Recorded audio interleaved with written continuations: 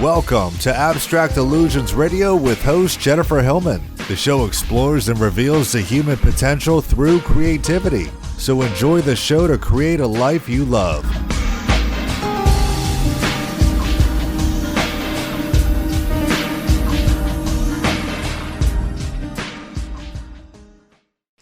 Hello everybody, this is Jennifer Hillman and welcome to Abstract Illusions Radio.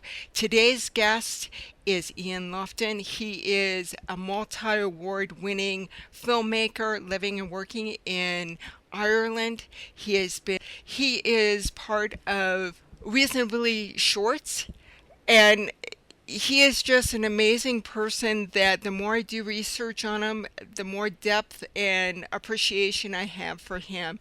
So Ian, thank you so much for being on. Well, thank you for the very flattering intro, Jennifer. Thank you very much. I'm blushing. Well, I originally found you through tattoobuddha.com on an article you wrote about your film project that we're going to be really focusing on. But before we get there, how did you get into filmmaking? And I know you're an animator as well.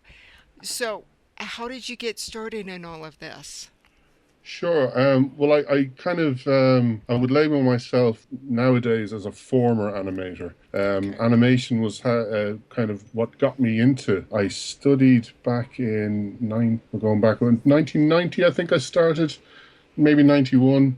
Where I started in college, where I studied animation. I spent some brief summer in the United States working with Marvel and places like that, and then came back to Ireland to college to finish my studies. And I graduated around 1994 and made my first film then after graduation, which went into the Galway Film Fleadh, won an award at that my first festival, and won an award at my first festival.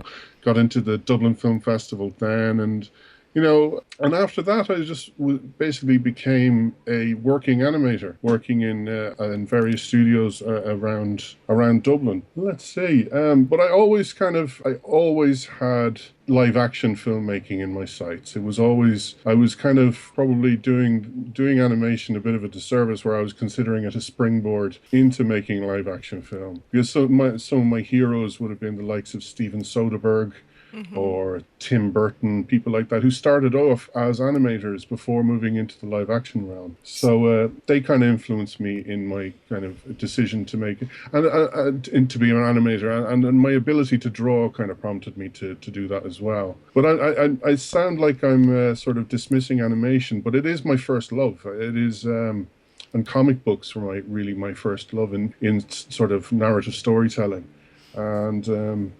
I'm in love with the art form, which is why I'm, in the process of making my first feature film, and animation is a huge part of that. Well, it's a wonderful subject about the first white monk, and he really was quite the rebel. Absolutely. A rebel with a cause. Yes. So tell us more about the project Dharma Bum and how it all got started and where you're hoping it's going. Sure. Well, I'll go right back, I guess, to the genesis of the idea of making a film. I'm living in a small town in the Midlands of Ireland, and I have a keen interest in Buddhism. I practice Buddhism in my life, and where I live is very much a Catholic town. So there's no real sangha or anything like that where I can be part of a Buddhist community here. So I was just surfing one evening on the internet, trying to find out more about Buddhism in Ireland and where I could, possibly meet up with like-minded people. I came across this article on the BBC History website, when I was deep into a web of clicking and dragging, and the title was of the article was along the lines of the first Irish monk. And I started reading this article, and before I even finished reading the article, I had opened my email and was composing an email to one of the professors who made this discovery to say, this is a movie. I didn't know at the time whether I was going to be writing a screenplay, but the more I read about this guy, if I was going to write a screenplay and spend 12 months of my life writing this, it would be for a $350 million movie that I'm not going to be able to make. So I thought, the sort of the fast track of this, to get this man's knowledge of this man out into the sort of the mainstream, if you like, would be a documentary film. I do intend to try and make it a narrative screenplay feature out of this story, because I think it's epic. It's absolutely epic. But I mean, considering this man and its period as well, it's over 100 years ago. We're going from Ireland to England, right across to the United States and down through Southeast Asia, a period piece. It would be an incredibly expensive movie to make. You could So almost make a series out of this. yes, like a 6-part little mini series or something like that. Yes. Yeah, absolutely. I mean, I've had meetings with various people under various kind of capacities, and we have discussed of all the ways that we could possibly tell this man's story, because it's just absolutely a story worth telling, and it's really sort of everyone who thus far who I've engaged with really seem to connect as much as I have with this man. And I guess I'll go and tell you a little bit about him, and might give you an idea as to why I've spent the last year of my life essentially putting together this project. Please. He was born in a small little town in the county of Dublin, just south of Dublin City. Probably 20 minutes away from Dublin City, in a small town called Booterstown. And this was in the year 1856, and Ireland was a colony of the British at that point. It was under British rule, and he was born right next door to the local Catholic Church. And again, the church had a very serious stranglehold on the country at that time. Still kind of do, but we're kind of doing away with them, with marriage equality being voted in, etc. Yeah. So Lawrence Carroll was the name of this young boy who was born in this house. He was the son of the local greengrocer. Born in sort of a working class environment, right next door to the local Catholic Church. The fact that he left the country as soon as he could, at around age 17 or 18, after hitting the bottle hard, certainly suggests a childhood that was very unpleasant. It took him over to Liverpool, over in England first. Booterstown is very near Dunleary, which is a port town, which he took the boat over to Liverpool, trying to find work on the docks. Was unable to do so, but being the son of the local greengrocer, he ended up getting a job on a ship's pantry with that kind of knowledge. This ship fortuitously took him to the New World, to landing in New York. I would imagine what the time would have been the late 1880s, early 1880s perhaps. We're talking like, Gangs of New York time, Right. where New York is being born.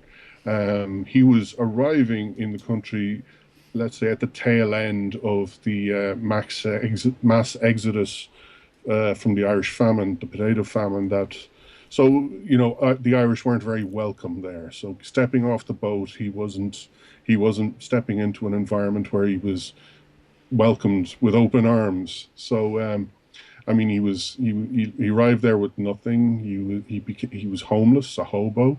He basically hitchhiked his way across the USA, living the life of a beatnik, a bum, jumping trains, etc. His knowledge of working ships got him a job on the fruit ship on the Sacramento River, which took him north to San Francisco. And again, his knowledge of ships, he ended up working the commerce route from San Francisco to Japan. And on the third trip, returning from Japan, he was kicked off the boat for drunken disorderly conduct. they had enough of him and kicked him off the boat because of his horrible alcoholism. Waking up on the beach in Japan, watching the ties to the west being severed as the ship sailed back to San Francisco. Lawrence Carroll wakes, on a beach in Japan, completely hopeless. He managed somehow, probably fueled by his lust for alcohol, he worked his way south, down through Southeast Asia, made his way to Burma. He kept to the coast, I'd imagine, because people were speaking English along the coast, and that kind of helped him. I don't think he ventured inland for that reason, but he'd worked on, basically working as a beachcomber. He's still being, a hobo, a tally clerk, jobs like that.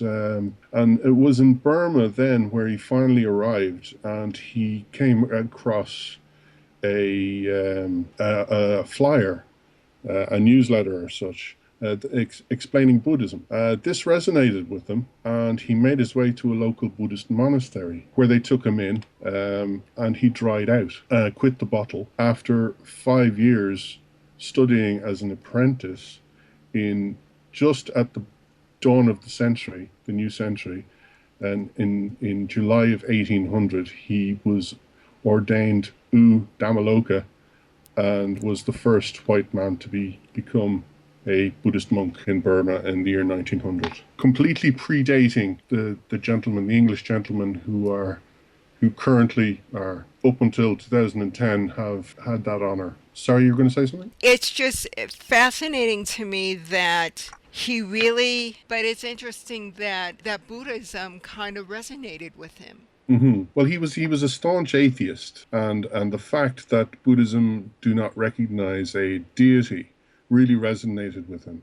And from his Catholic upbringing, I think, where he kind of turned his back on that, where I think Buddhism was very, very attractive to a lost atheist, let's say, yes. Someone who was under the thumb of his own demise, I guess, being addicted to alcohol. I mean, that's a tough burden to carry. And the fact that he was welcomed with open arms, without any questions asked, by Buddhist monks, and helped this man, I think he felt indebted to them. And once he was ordained, and sorry, I'm stumbling over my words right now. He came from a British colony, as I said earlier. Burma at the time, when he was there, was in the process of colonization. The British were basically in the process of taking over the country and taking it away from the Burmese. And how they were doing that, how they were kind of softening the blow, so to speak, was they would send in Christian missionaries first to convert them from Buddhism, to take that away from them. Dhammaloka took serious umbrage with this. Buddhism had saved this man's life. Mm-hmm. And he was looking at an oppressor that had destroyed his childhood, coming in and trying to destroy these people he felt, a solidarity with. And that became his cause. That was the cause he was standing up essentially to the might of the British Empire. Yes. So there's no, obviously he was going to be erased from history. He's not going to win that battle. And it's one man is standing up against the might of the British Empire. And how he did this was he used the written word. And the written word back then was a very, very powerful thing. The first thing he did after his ordination was to take out an advertisement in the local Burmese newspaper, which basically said that he made an announcement that forbade the British from coming in and distributing Bibles or any Christian material to the people of Burma. And he signed the ad, the Bishop of Rangoon. Now, he made that up. He wasn't the Bishop of Rangoon at all. He absolutely made that up to just become a fly in the ointment and draw attention to himself. And when he started going on preaching tours, the fact that he was a blue-eyed white man in wearing the saffron robes of a Buddhist monk, he became a huge celebrity to the Burmese people because he was an oddity. As he said himself, he was as rare as Siamese cats in that part of the world. So he drew a lot of crowds, and this caused a lot of just. That's fine. Let me ask you a question. Sure, please do. So there is a lot of his written material still available that the scholars that I'll be talking to about in a few seconds that have been able to find a little bit more, A kind of lot. unearth this amazing man. They're finding bits and pieces here and there.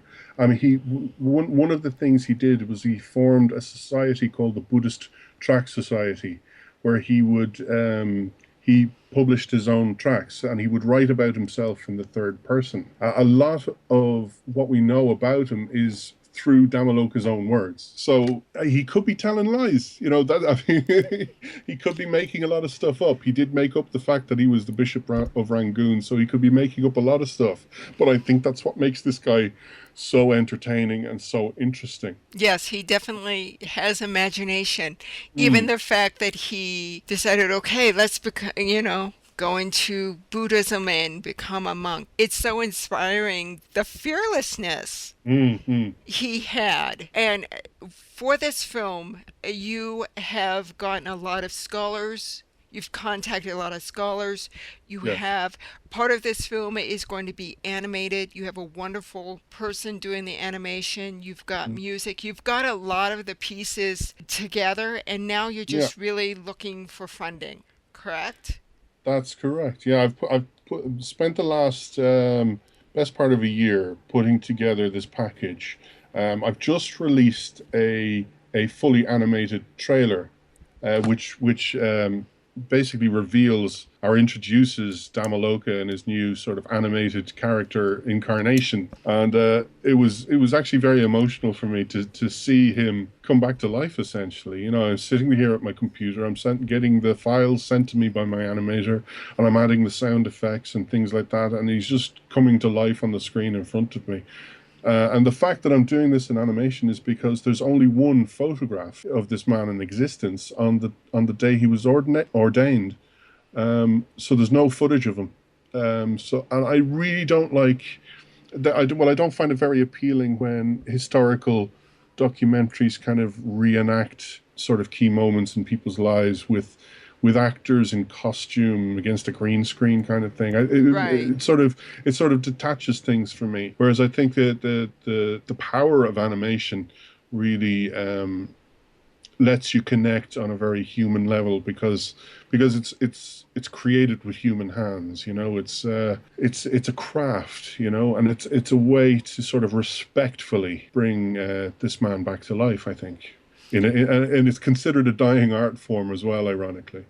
You know, I don't think so either. There's too many passionate people who love the art form to let that happen. But when you hear things, and they're the sort of the animation superpower. But there's a lot of people who like me just believe that the art of hand drawn animation deserves to be saved, and I think to use that art form to preserve this man's memory is poetic, I think. So Mm-hmm. with this project, Mm-hmm. how can people get involved in funding it? Well, I've set up a campaign page with a new crowdfunding platform called Dana.io, Dana.io. Now that's the brainchild of a former Buddhist monk called Alan Clements from World Dharma, and it claims to be the first ever Buddhist crowdfunding platform. They don't take a cut unless you opt to give them a cut. It's like Kickstarter or Indiegogo. So if you go to the page, you'll see a very familiar looking page. I mean, if you know what Kickstarter looks like and you understand the concept of crowdfunding and Indiegogo, dana.io/the Dharma Bum. It'll look very familiar to you. So there's T-shirts and there's soundtrack albums, all that kind of stuff. The usual suspects. I mean, you could even be in the film as an animated character for a certain pledge tier. which I think is pretty cool. It's very cool. And I do have the link on abstractillusions.net, and I will be having it on jenniferhillman.com, and it will be on WLOR.net. So I'm putting the link out there. It's also going to be all over Facebook as well. So Brilliant, brilliant. Thank you. it's And if you visit the Dharma Bum.eu, that's letter E, letter U for Europe, you'll get to see the trailer, the new trailer that's been put together that features Damaloka as an animated character. And it features clips from the three professors who made this brilliant discovery and unearthed this man. I should really tell you about these three people. please do. Yeah, because I think the film is as much about them and their hard work, their detective work, as it is about Damaloka himself. When you consider that this man was traveling at a time without passports and he was constantly changing his name, and it's world wars have passed since this man has been alive, that it's an absolute miracle that they've managed to put this man's story together. I mean, there's still 26, 27 years of his life that they know nothing about and are still working on it. I was talking to Lawrence just last week, and they're very, very busy writing the book that based upon his life. That's hopefully going to. The book will hopefully come out at the same time as the movie, fingers crossed.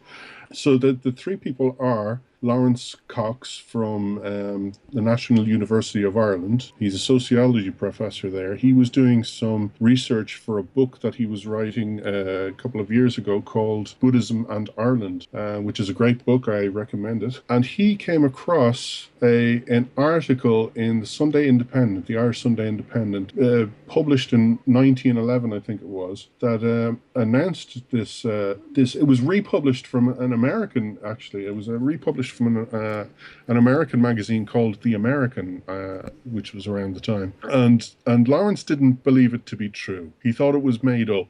He thought it was something that to sort of fill column inches.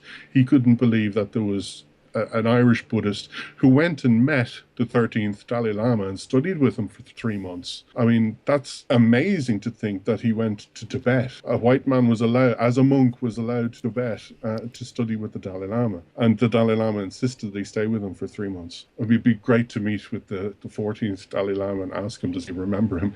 Yes, really.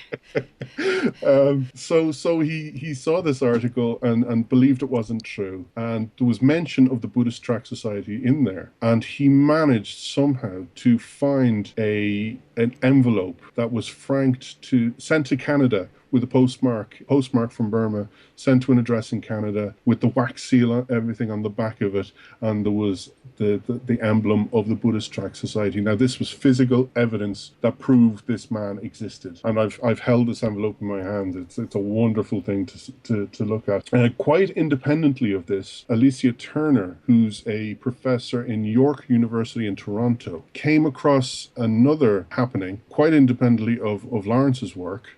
And it wasn't until Brian Bocking in the University College Cork, who's the head of the study of religious studies, the head of the study of religions department in University College Cork, read their two findings, realized that they were talking about the same person, put these guys together, and ever since then the three of them have been working on putting together this man's life. And it was in 2009 they had made this discovery. In 2010 there was a special edition of of Contemporary Buddhism, which is an interdisciplinary journal, and they published their findings between the three essays and the conclusion. It's an academic book, and that was presented, their first findings, and basically revealing this guy who had been erased from history from standing up to the British, and making the announcement that this man existed, and that in fact that Bhikkhu Alan Bennett was not in fact the first Western Buddhist monk. It was this crazy Irishman, this ex-alcoholic tramp, who's actually the first Western Buddhist monk. This ex-alcoholic tramp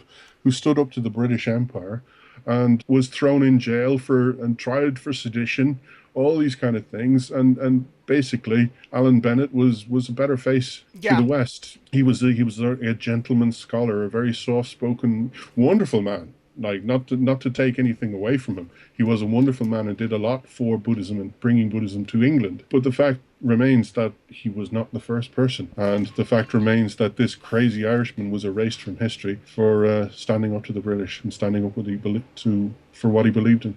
So, when do you hope to get this amazing story out there? On the trailers I've made thus far, there's been two. There was one live action trailer and one animated trailer, which I'm delighted to be able to share with the world.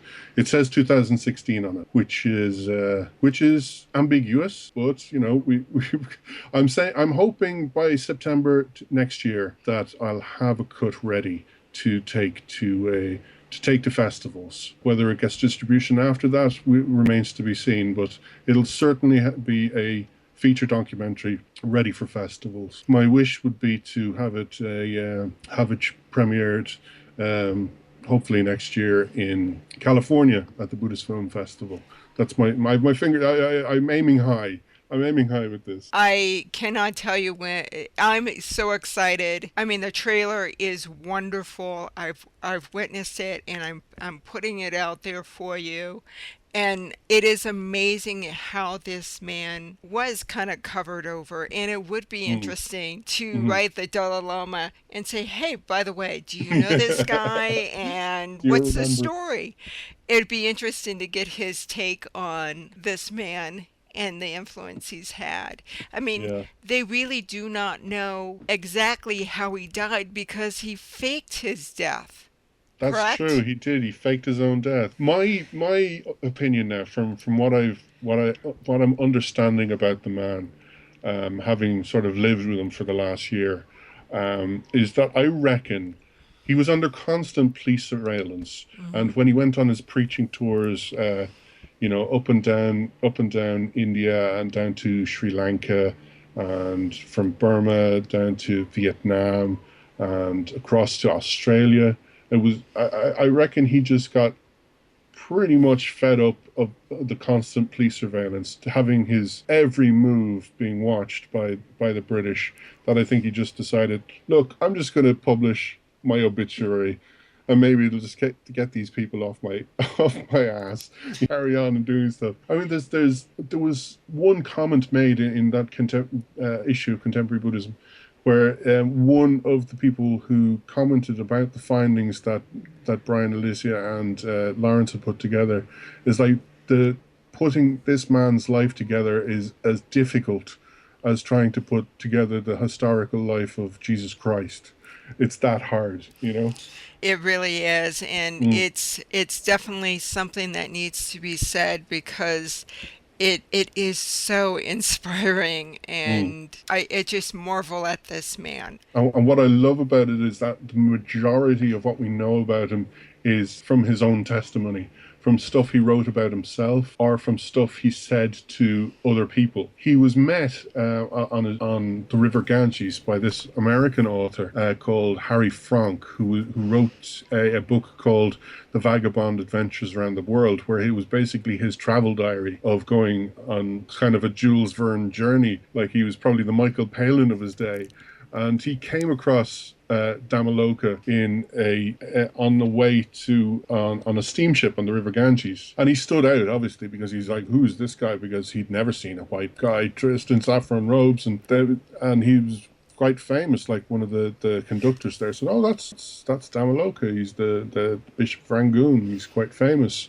So they were introduced, and a lot of what we know about Dhammaloka from his time in America is the conversation that he had with Harry Frank, because they had both worked on the Acme on the Sacramento River, and they chatted about that quite a bit, and so he wrote down the conversation. And the really lovely thing about Frank's writing is that he kind of wrote like Irvin Welsh would write Scottish. He would write it in sort of in the vernacular of how he spoke. So when you kind of read the text, he's like, it's a real kind of an American ear listening to the Irish accent. It was like a real top of the morning to you kind of way he spoke, but it's very charming. It's very charming the way he presents him. But again, it's what we know about Dhammaloka is what Dhammaloka is telling us, And that's why I have on the new poster and on the new trailer is that it's the true story of a man who never let the truth get in the way of a good story. And that's very true. Yeah. It's amazing story. So one more time, if you can give website information and then also how they can donate real quick. The main website for the film is the Dharma Bum .eu. All the information you need is in there. To make a contribution, please visit dana.io/the Dharma Bum. And even $1 will get you a copy of the movie. If you're supporting the film, you get to see it. Which is very, very giving of you. I thank you very much for taking time out of your busy schedule and your summer day to speak to me on air. And Thank you, Jennifer. I very much appreciate you having me on and allowing me to share this story. Thank you. thank you. Until next time, thank you very much for listening.